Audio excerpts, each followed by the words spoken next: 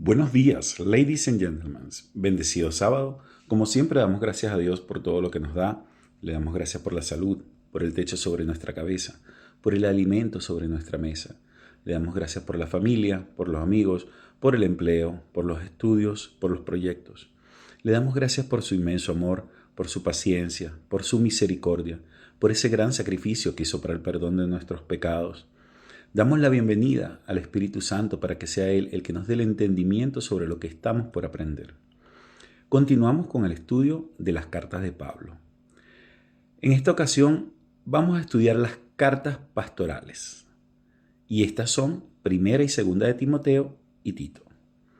Estas son las más cuestionadas en términos de autoría, debido a sus diferencias estilísticas, vocabulario único y enfoque en la estructura eclesiástica.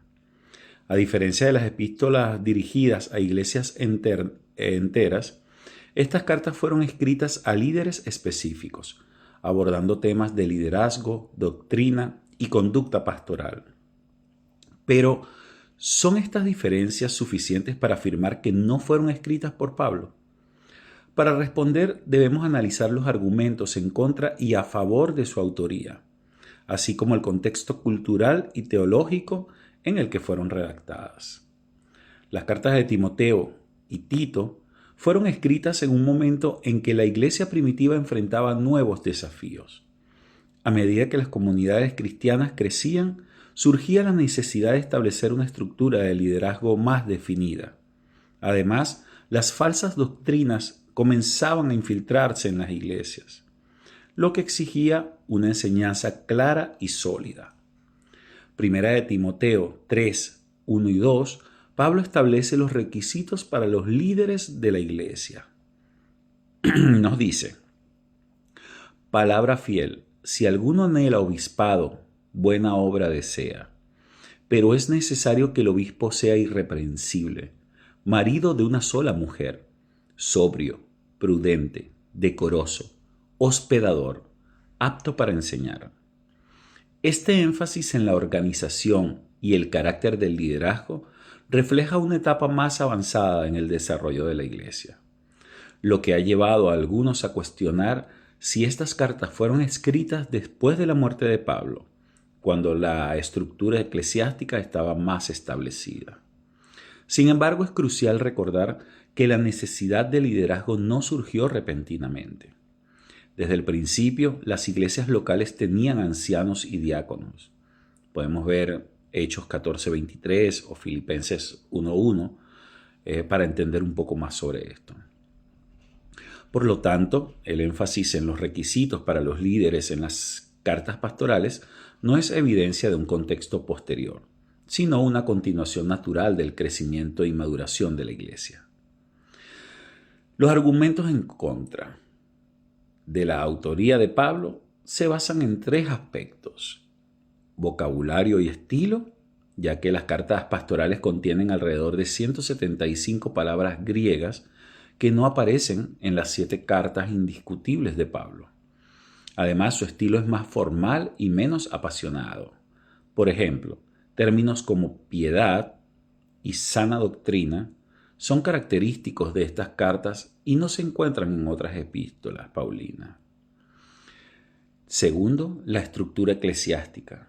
El uso de términos como obispo, diácono y anciano sugiere una organización más desarrollada que la que se observaba en las cartas anteriores de Pablo.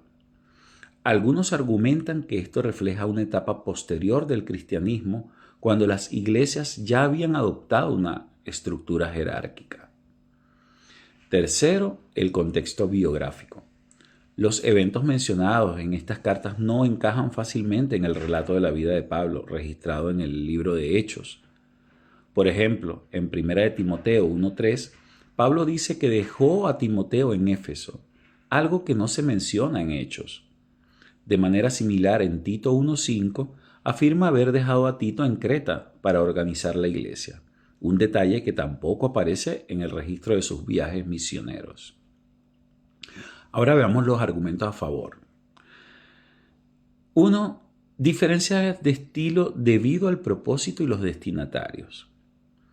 El hecho de que estas cartas estén dirigidas a individuos y no a una comunidad explica las diferencias en el estilo y en el tono. Mientras que las epístolas anteriores abordaban cuestiones teológicas y prácticas a nivel colectivo, las cartas pastorales se enfocan en la formación de líderes y en la administración de la iglesia, lo que justifica un lenguaje más técnico y pastoral. 2. Uso de amanuenses. Como se mencionó anteriormente, el uso de amanuenses era común en el mundo antiguo. Es posible que en las cartas pastorales el amanuense haya tenido mayor libertad para estructurar y redactar el mensaje, lo que explicaría las diferencias de vocabulario y estilo. Esto sugiere que las variaciones lingüísticas no son evidencia concluyente de una autoría diferente. 3. La coherencia teológica. A pesar de las diferencias de vocabulario, la teología de las cartas pastorales es coherente con la enseñanza de Pablo. Por ejemplo, en 1 Timoteo 2:5, reafirma la centralidad de Cristo como mediador, porque hay un solo Dios y un solo mediador entre Dios y los hombres, Jesucristo hombre.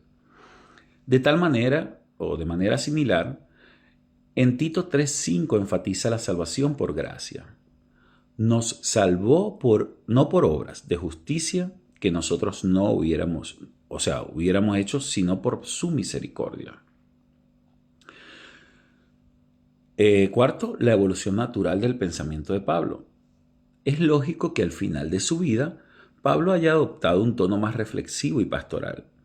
Después de décadas de ministerio, su enfoque pasó de establecer las bases teológicas del cristianismo a asegurar la continuidad y estabilidad de la iglesia.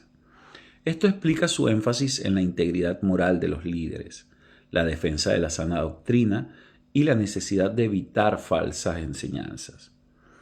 Y el último punto sería el testimonio histórico. Desde los primeros siglos, las cartas pastorales fueron aceptadas como auténticas por la iglesia primitiva. Clemente de Roma, Ignacio de Antioquía y Policarpio de Esmirna las citaron en sus escritos, lo que indica que estas cartas circulaban ampliamente y eran reconocidas como parte del legado de Pablo.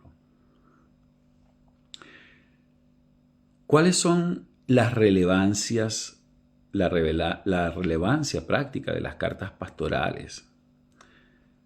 Esto lo vamos a develar el día de mañana por honor al tiempo, porque es un tema bastante amplio. Estamos hablando de 3 cartas y en algún momento hice un video sobre estas cartas pastorales tan importantes para lo que es la organización de la iglesia. Mil bendiciones para todos.